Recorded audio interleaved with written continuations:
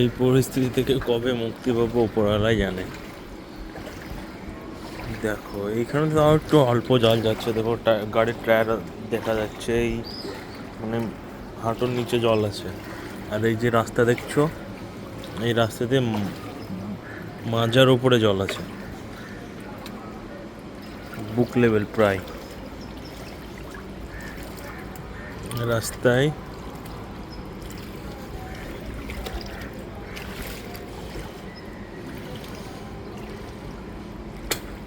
দেখো মনে হচ্ছে পুকুর।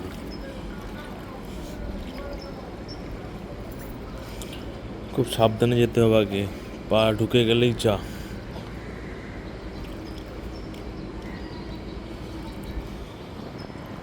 এই দেখো দেখো কতটা ডুবে আছে গাড়ি, কোথাও কিচ্ছু নাই,